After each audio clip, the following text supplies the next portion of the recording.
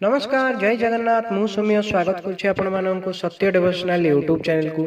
तो चलंतु आरंभ करवा श्री श्री जशवंत दासंक बसंत मंजरी संग्राहक बादल मिश्र।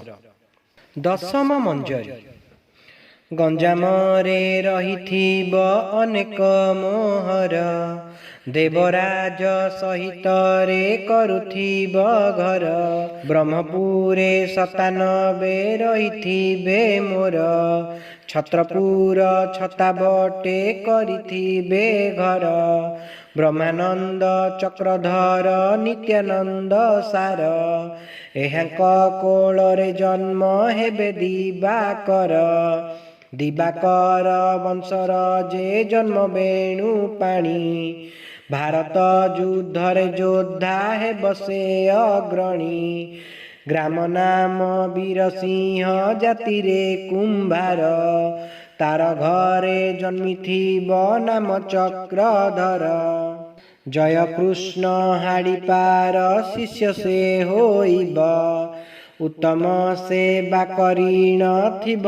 वासुदेव ब्रह्मपुरे 12 जन कली से सजाए एहांकर संगरे जे रहिबे थोकाए किंकट नगरे थिबे राम दया राम तांक संग तरे राधा करिब विश्राम दया नदी कूलरे जे 7-5 जन कुशभद्रा कोठ देशे नित्यानंद टाण देउली रे बिंबाधर हाड़ीपार अंशे जनमल भिबसे ही ब्राह्मणर वंशे रजक कूलरे बसी तप करुथिब आदि अनादि पयर नित्य सेबुथिब अनादिंक कृपा ताकू बहुत होइब तार वाक्य सिद्धि थिब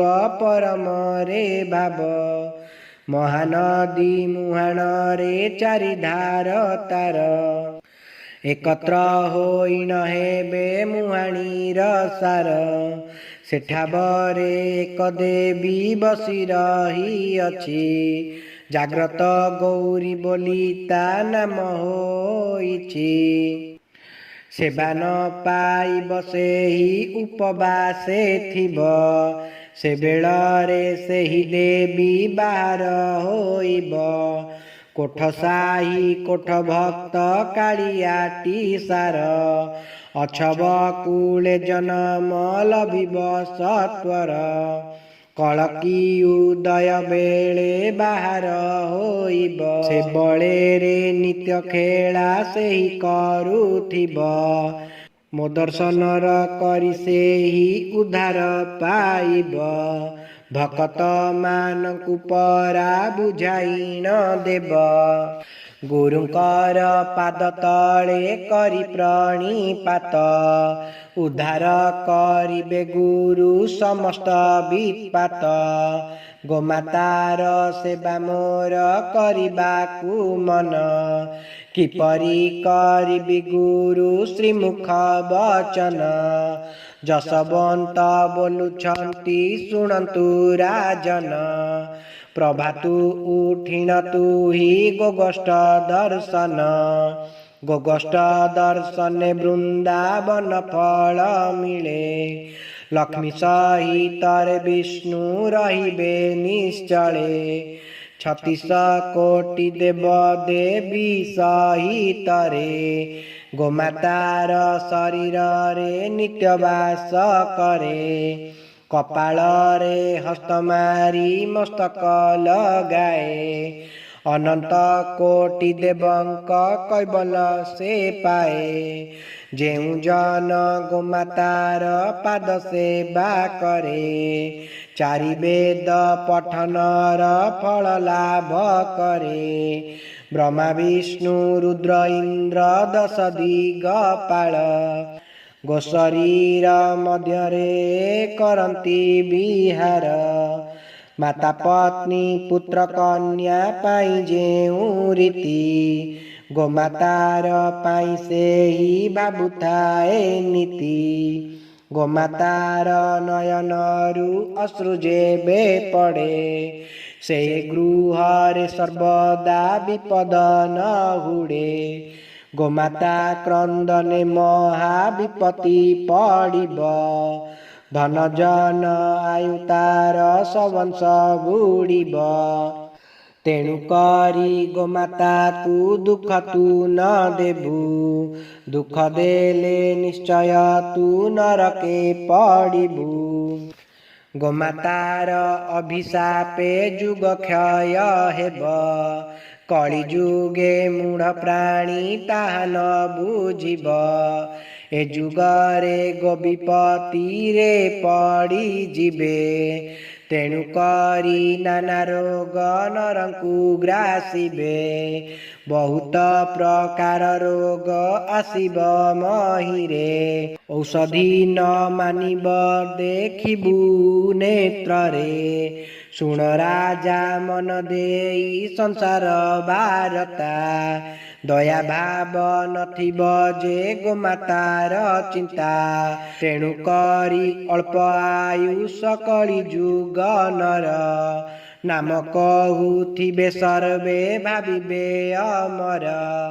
ଖାଇବାକୁ ନ ପାଇବେ ଗୋମାତା ସନ୍ତାନ, କ୍ଷୀରହୀନ ଗୋମାତାକୁ ବିକ୍ରୟ ବହନ। କଂସେଇ ମାନଙ୍କୁ ପରା ବିକ୍ରୟ କରିବେ, ଗୋମାତାର ଦୁଃଖ କଷ୍ଟ କେହି ନ ବୁଝିବେ। ଗୋଚାରଣ ଭୂମି ଖଣ୍ଡେ ସଂସାରେ ନଥିବ, ବଡ଼ ବଡ଼ ସୌଧ ତଇଁ ସେଠା ବରେ ହେବ। ମନେ ରଖ ରଘୁରାମ ଆଉ ଏକ କଥା, ଗୋମାତାର ଯେ କେହି ନ କରିବେ ବ୍ୟବସ୍ଥା। ଘୋର କଳି ଯେତେବେଳେ ତମ ଆଚ୍ଛାଦିବ, ବିଜ୍ଞାନ ଧାରଣ କରି ସନ୍ତାନ ଜନ୍ମିବ। ଦୁଗ୍ଧବତୀ କରିବାକୁ ଆମିଷ ଖୋଇବେ, କ୍ଷୀରହୀନ ଗାଭୀକୁ ସେ କଂସେଇକୁ ଦେବେ। ଏହିପରି ଠକାଏ ଯେ ନର କଳି ଯୁଗେ, ଗୋସେବା ନ କରି ତାଙ୍କୁ ଚାଷ ଯେ କରିବେ। ଏମାନଙ୍କୁ କାଳି ଦେବୀ ଖର୍ପର ଧରିଣ, ଛେଦନ କରିବ ରାଜା ବିଚାର କରିଣ। ଗୋ ଅଭିଶାପରେ ମହା ବିପତ୍ତି ପଡ଼ିବ, ଘରେ ଘରେ ଗ୍ରାମେ ଗ୍ରାମେ ବିବାଦ ଲାଗିବ।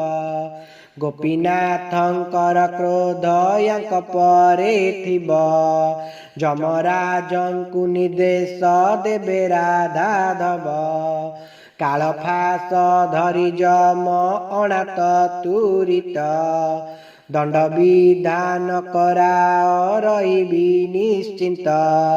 କୃଷ୍ଣଙ୍କ ବଚନେ ଜନ୍ତୁ ପତି ଚଳି ଯାଇ, ଯେ ଯେଉଁଠି ଥିବ ତାଙ୍କୁ ଧରି ଯେ ଆଣଇ। ଅର୍ଦ୍ଧ ବୟସରେ ଆକୁ ଜନ୍ତୁପତି ନେବ, ନରକ ଯନ୍ତ୍ରଣା ମାନ ଦେଉଣ ଯେ ଥିବ।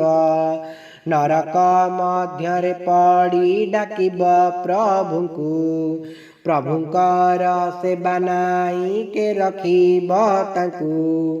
ମୁକ୍ତି ଜାଣି ନଥିବା ଗୁରୁ ଯେବେ କରିଥିବୁ, ଧଇଲେ ତାର ପାଦକୁ ମୁକ୍ତି କି ପାଇବୁ।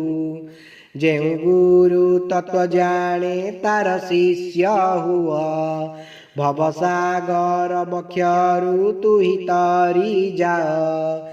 କିପରି ଗୁରୁ କରିବି କହେ ହସ୍ତ ଯୋଡ଼ି, ଦୟାକରି କୁହନ୍ତୁ ଯେ ସମସ୍ତ ବିସ୍ତାରୀ। ଶିଷ୍ୟର ଭାବକୁ ଶୁଣି ଶ୍ରୀ ଗୁରୁ କହନ୍ତି, ଭବସାଗର ସଂସାରୁ ଗୁରୁ ଉଦ୍ଧାରନ୍ତି। ଯେଉଁ ଗୁରୁ ବେଦ ତତ୍ଵ ଶରୀର ପ୍ରମାଣ, ପିଣ୍ଡ ବ୍ରହ୍ମାଣ୍ଡ ମଧ୍ୟରେ ଦେବଇ ଦର୍ଶନ।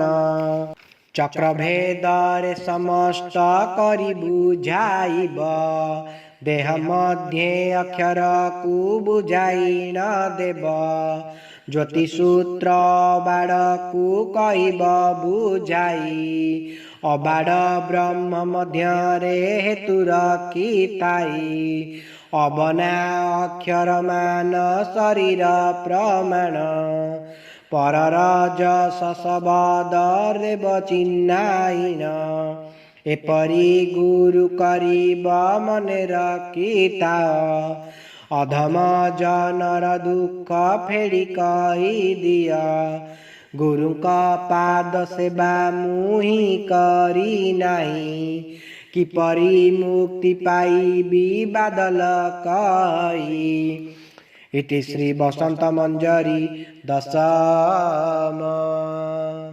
जदि आपण मानक आमर ये भिडियोटी भल लगी तेबे आम चैनल को लाइक शेयर सब्सक्राइब करने को अनुरोध। जय जगन्नाथ जय पंचसखा।